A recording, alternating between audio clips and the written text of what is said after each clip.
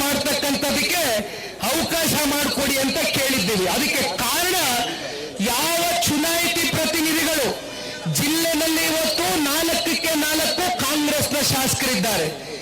ಈ ಜಿಲ್ಲೆನಲ್ಲಿ ಈ ತಾಲೂಕಿನಲ್ಲಿ ಇತ್ತೀಚೆಗೆ ನೂತನವಾಗಿ ಈ ಕ್ಷೇತ್ರದ ಶಾಸಕರು ಮಂತ್ರಿಗಳಾಗಿದ್ದಾರೆ. ನಮಗೆ ಯಾವುದೇ ರೀತಿಯ ಅಸಮಾಧಾನ ಇಲ್ಲ. ಮೊದಲನೇ ದಿನವೇ ಯಾರ್ಯಾರು ಮಂತ್ರಿಗಳಾಗಿದ್ದಾರೆ ಎಲ್ರಿಗೂ ಶುಭವನ್ನ ಕೋರಿದ್ದೇವೆ.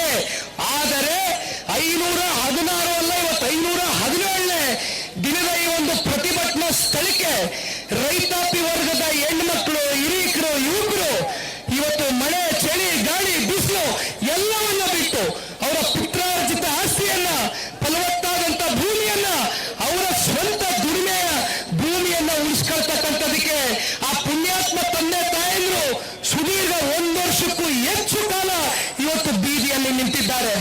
ಬಂದ್ರ ಸ್ವಾಮಿ ಯಾರಾದ್ರು ಆ ಪುಣ್ಯಾತ್ಮ ರೈತರನ್ನ ಪಾಪ ಕೇಳ್ತಿರಲಿ, ನನಗೆ ಪೆನ್ ಕೊಡಿ, ಪೇಪರ್ ಕೊಡಿ, ನಾನು ಮುಖ್ಯಮಂತ್ರಿ ಆಗೋಯ್ತೀನಿ, ನನಗೆ ಮತ ಹಾಕಿ. ಇಲ್ಲಿರ್ತಕ್ಕಂಥ ಜಿಲ್ಲೆಯ 23ರಲ್ಲಿ ನಿಂತಂತ ಅಭ್ಯರ್ಥಿಗಳ ಮತ ನೋಡಬೇಡಿ, ನನ್ನ ಮತ ನೋಡಿ. ಈ ಜಿಲ್ಲೆಯಲ್ಲಿ ಜನಿಸಿರ್ತಕ್ಕಂಥವ್ ನಾನು, ಈ ಜಿಲ್ಲೆ ಮಗ ನಾನು, ನನಗೆ ಪೆನ್ನು ಪೇಪರ್ ಕೊಡಿ, ನನಗೆ ಮುಖ್ಯಮಂತ್ರಿ ಆಗೋ ಅವಕಾಶ ಇದೆ ಅಂದ್ರಿ. ಮಾನ್ಯ ಮುಖ್ಯಮಂತ್ರಿಗಳೇ, ಡಿ.ಕೆ. ಶಿವಕುಮಾರ್ ಅವರೇ, ತಾವು ಮುಖ್ಯಮಂತ್ರಿಗಳಾಗಿದ್ದೀರಿ. ದೇವೇಗೌಡರು ಸ್ವತಃ ಇವತ್ತು ಸಾಹೇಬರು ಅವರ ಬಾಯಿನಲ್ಲಿ ಹೇಳಿದ್ದಾರೆ, ಒಳ್ಳೆ ಕೆಲಸ ಮಾಡಿ ಅಂತಕ್ಕಂಥದ್ನ ಹರಿಸಿದ್ದಾರೆ ದೇವೇಗೌಡರು ಸಾಹೇಬರು. ಮೊದಲನೇ ದಿನವೇ ಕುಮಾರಣ್ಣ ಅವರಾಗ್ಲಿ, ನಾನಾಗ್ಲಿ, ದೇವೇಗೌಡರು ಸಾಹೇಬರಾಗ್ಲಿ, ನಮ್ಮ ಪಕ್ಷದ ಯಾವುದೇ ಒಬ್ಬ ಕಾರ್ಯಕರ್ತ ಆಗ್ಲಿ ನಾವು ಹೊಟ್ಟೆ ಕಿಚ್ಚುಕೊಟ್ಟಿಲ್ಲ. ಒಳ್ಳೇದು ಮಾಡಿ ಈ ರಾಜ್ಯದ ಜನತೆಗೆ ಒಳಿತನ್ನ ಮಾಡಿ ಅಂತಕ್ಕಂಥದ್ನ ಬಯಸಿದ್ವಿ. ಆದ್ರೆ ನೀವು ಮಾಡ್ತಾ ಇರ್ತಕ್ಕಂಥದ್ದೇನು ಸ್ವಾಮಿ? ಪೆನ್ ಕೇಳಿದ್ರಿ, ಪೇಪರ್ ಕೊಟ್ಟಾಯ್ತು, ನಿಮಗೆ ಸೈನ್ ಮಾಡ್ತಕ್ಕಂಥ ಅಥಾರಿಟಿ ಕೊಟ್ಟಾಯ್ತು.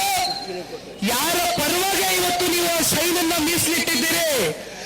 ಆ ಸೈನನ್ನ ಇವತ್ತು ಮಾರಾಟಕ್ಕೆ 35,000 ಕೋಟಿ ಇವತ್ತು ಈ 2 ಪಂಚಾಯತ್ಗಳ ಪ್ರದೇಶದಲ್ಲಿ ರೈತರ ಬದುಕಿನ ಜೊತೆ ಚೆಲ್ಲಾಟ ಆಡಿ ಅವರ ಭೂಮಿಯನ್ನ ಕಿತ್ಕೊಂಡು ಅವರನ್ನ ಬೀದಿ ಪಾಲ್ ಮಾಡಿ ಯಾವುದೋ ಒಬ್ಬ ರಿಯಲ್ ಎಸ್ಟೇಟ್ ದಂಧೆಕೋರರಿಗೆ ಇವತ್ತು ಅನುಕೂಲ ಮಾಡಿಕೊಡ್ತಕ್ಕಂಥ ಒಂದು ವಾತಾವರಣ ಸೃಷ್ಟಿ ಮಾಡ್ತಾ ಇದ್ದೀರಲ್ಲ, ನಿಜಕ್ಕೂ ಇದು ನಿಮಗೆ ಶೋಭೆ ತರುತ್ತಾ?